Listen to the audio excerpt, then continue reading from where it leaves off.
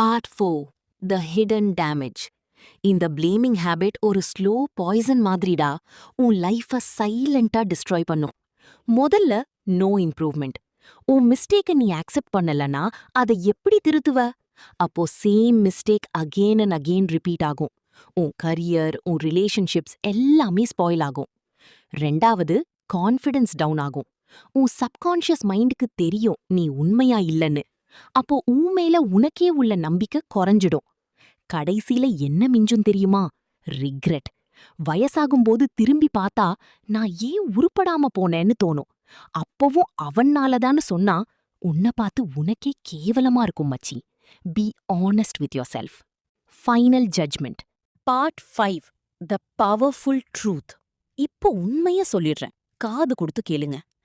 லைஃப்ல எப்படி க்ரோ ஆகணும்?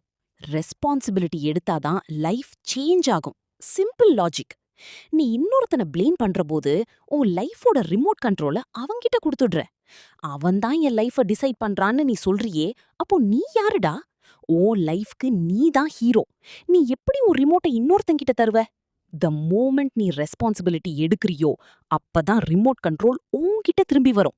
சரி, இது ஏன் மிஸ்டேக் தான், இதுக்கப்புறம் என்ன பண்ணணும்? நான் பாத்துக்கிறேன். இந்த ஒரு மைண்ட் செட் வந்தா உனக்குள்ள ஒரு மாஸ் எனர்ஜி வரும்டா. அப்சல்யூட் பவர் உன்கிட்ட தான் இருக்கு. ஏதாவது தப்பா நடந்தா யார் ஃபால்ட்னு திரும்பியும் கேட்காத. அது unnecessary waste of time. Instead இந்த கேள்வியை கேளு, இதிலிருந்து நான் என்ன லேர்ன் பண்ணணும்? நான் என்ன இம்ப்ரூவ் பண்ணலாம்? இந்த சிங்கிள் கொஸ்டின் உன் லைஃபோட ட்ராஜெக்டரியையே மாத்திடும். கொஸ்டினை மாத்தினாதான் ஆன்சர்ஸ் மாறும். கரெக்டா?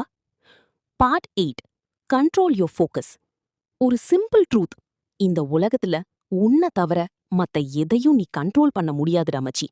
மத்தவங்க actions, weather, market conditions, traffic எல்லாமே உன் கண்ட்ரோலுக்கு வெளியே இருக்கு. ஆனா உன் கண்ட்ரோல்ல ஒரு விஷயம் இருக்கு. அதுதான் உன்னுடைய ஆக்ஷன் அண்ட் ரியாக்ஷன். சிச்சுவேஷன் எப்படி வேணா இருக்கட்டும், நீ அதை எப்படி ஹேண்டில் பண்ற அது உன் கையில தான் இருக்கு. Stop trying to control others. Start focusing on your own game. உன் கேம நீ ஆடு. 100. சரி ப்ரோ, இதை எப்படி டெய்லி லைஃப்ல பிராக்டிஸ் பண்றது? ரொம்ப சிம்பிள்டா. பெருசா யோசிக்காத. சின்ன சின்ன விஷயத்துல ஸ்டார்ட் பண்ணு. ஆஃபீஸ்க்கோ காலேஜ்க்கோ லேட்டா போறியா? டிராஃபிக் மச்சின்னு சொல்லாத. நான் சீக்கிரம் கிளம்பல, லேட் ஆயிடுச்சு நான் அக்செப்ட் பண்ணு. நெக்ஸ்ட் டே ஏர்லியா கிளம்பு. ஒர்க்க முடிக்க முடியலையா? மேனேஜர் லோட் கொடுத்துட்டாருன்னு சொல்லாத. நான் டைம் கரெக்டா மேனேஜ் பண்ணல, நான் அக்செப்ட் பண்ணு. இந்த ஸ்மால் ஓனர்ஷிப் தான் உன் லைஃப்ல ஒரு பெரிய பிக் சேஞ்சா கொண்டு வரும். சின்ன ஸ்டெப், ஆனா mega result.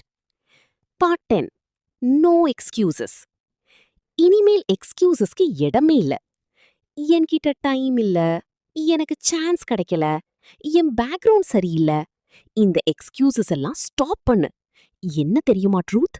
Excuse is just blame in disguise.